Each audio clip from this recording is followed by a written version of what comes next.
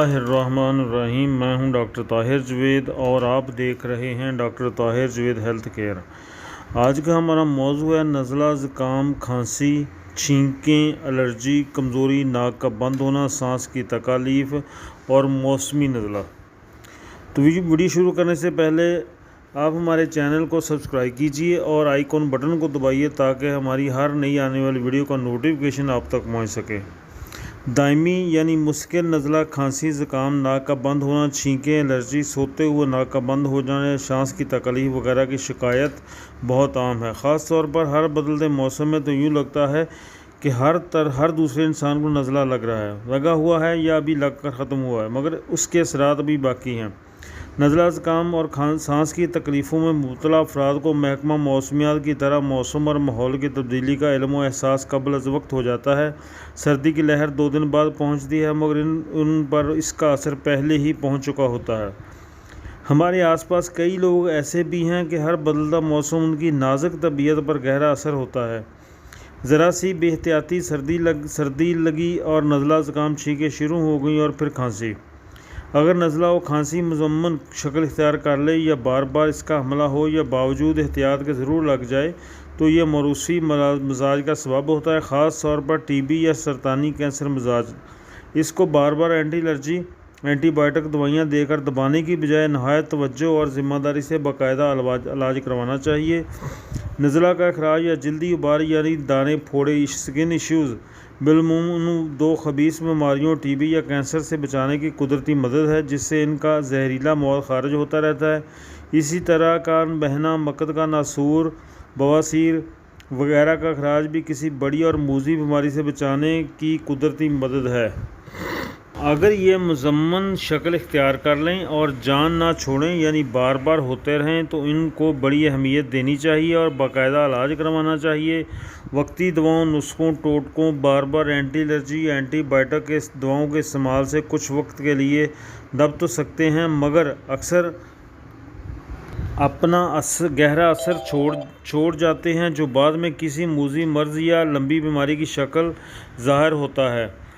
Classical homeopathy کے ماہر doctor ایسی صورت میں مریض کی مکمل تفصیل اور ہسٹری لے کر اس کے مزاج کے مطابق دوا مثلاً ٹیوبرکلینم، بیسیلینم، کارسینوسن، ہیپوزینم، سورائنیم میں سے کسی کو بڑی احتیاط سے استعمال میں لاتے ہیں۔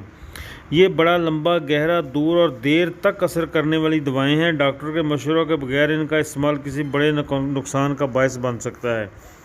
کئی مزمن یعنی ضدی اور پرانے امراض اور مریض دیگر ہومیوپیتھ دواؤں سے بھی ڈاکٹر صاحبان ٹھیک کرتے ہیں، مگر اگر علامات مرض اور مریض دوا کی علامات کے عین مطابق مل جائیں تو یہ کام بے حد محنت طلب ہے اور اس کے لیے گہرا علم اور وسیع تجربہ مطلوب ہوتا ہے۔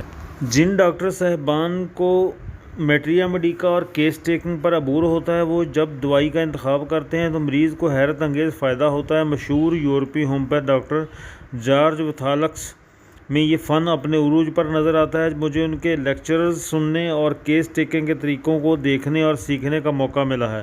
اکثر ایسا ہوتا تھا کہ مریض ایک علامت بتاتا اور جارج وتھالکس اس کے اگلے 3-4 مسائل بتا دیا کرتا تھا۔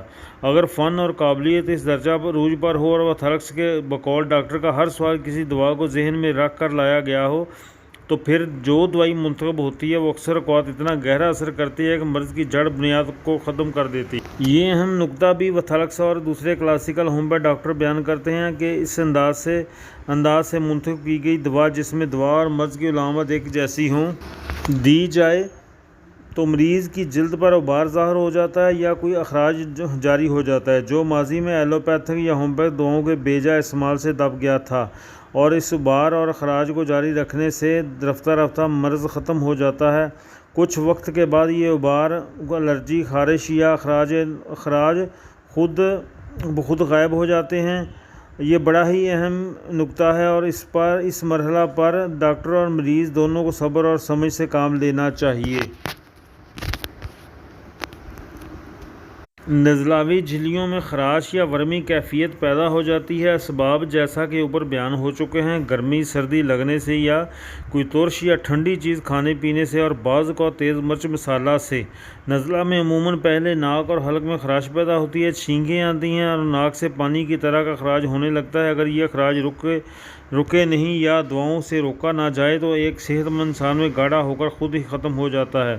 گلا خراب اور کھانسی نزلہ کے ساتھ ہو جائے تو وہ بھی بالعموم ٹھیک ہو جائے گا۔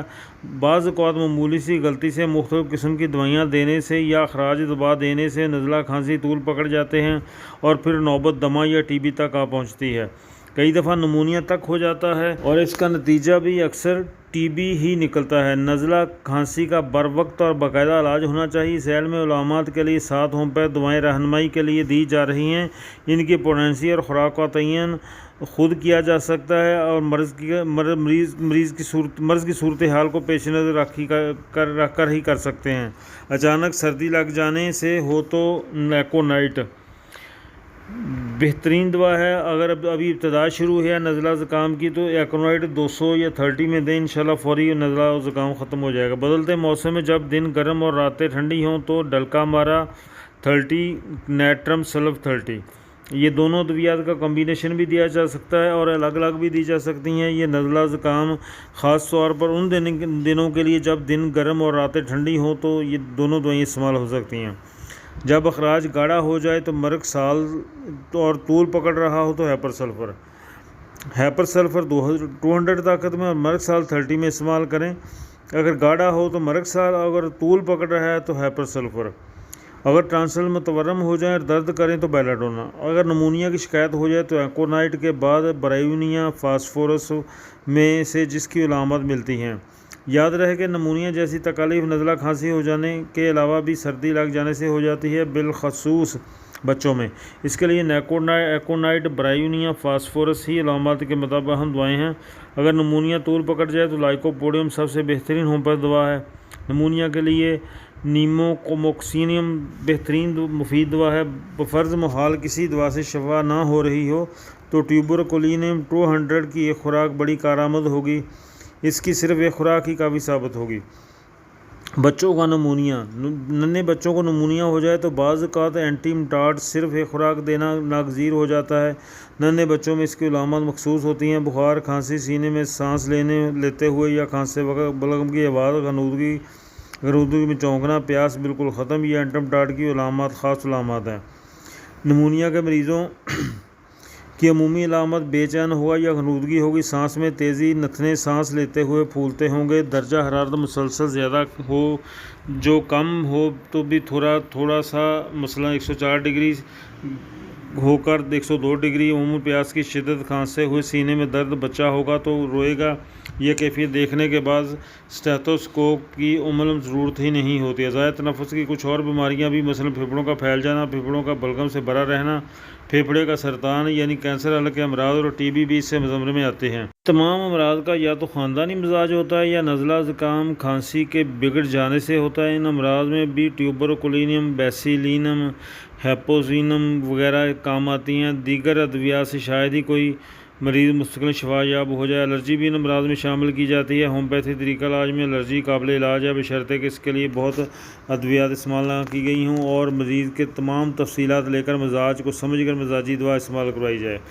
نزلاوی کے اخراج اور علاج کی مزید تفصیل: بالکل ابتدائی حالت ہو تو فیرمفاس یا ایکونائٹ، اگر شدید ہو تو نیٹرومیور، پانی کی طرح چل رہا ہو تو نیٹرومیور، کالی میور، سفید کالی میور یا مرگ سال پیلا کالی یا مرگ کالی سلف، سبز ہو تو ہیپر سلفر یا نیٹرم سلف، مشکل سے نکلے تو کالی بائیکرم، آنکھوں کے پیچھے اور سر اور چہرے وغیرہ میں درد کالی بائیکرم، ناک کی کئی تکالیف جیسے ناک کی ہڈی کا ٹیڑھا ہو جانا، ناک میں مسئی یا ایڈینائڈز کا بڑھ نہ جانا بھی الرجی، نزلہ زکام یا سانس کی تکالیف کی اہم ترین وجہ ہے۔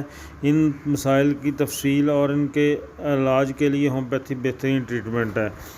تو یہ نزلہ زکام کے لیے خاص طور پہ جن لوگوں کو موسمی نزلہ زکام ہوتا ہے ان کے لیے سب سے بہترین ادویات جو ہیں وہ نیٹرم سلف، ڈلکا مارا بہترین ادویات ہیں۔ اس سے اچھی ہومیوپیتھی میں دوائی کوئی نہیں ہے۔ ایکونائٹ بھی استعمال ہو سکتی ہے، بغیر علامات کے اگر آپ کو موسمی نزلہ زکام ہے تو آپ ایکونائٹ نیکونائٹ نیٹرم سلف اور ڈیلکامرا استعمال کریں، انشاءاللہ فائدہ ہوگا اور آپ کو کسی بھی بڑے ڈاکٹر کے پاس جانے کی ضرورت نہیں پڑے گی۔ تو آپ کی معلومات کے ہماری آج کی ویڈیو سے اضافہ ہوا ہوگا تو اسے آگے شیئر کیجئے تاکہ اور لوگ بھی اس سے فائدہ حاصل کر سکیں۔ ملتے ہیں نئی ویڈیو کے ساتھ، اپنے میزبان ڈاکٹر طاہر جوید کو اجازت دیجیے، اللہ حافظ۔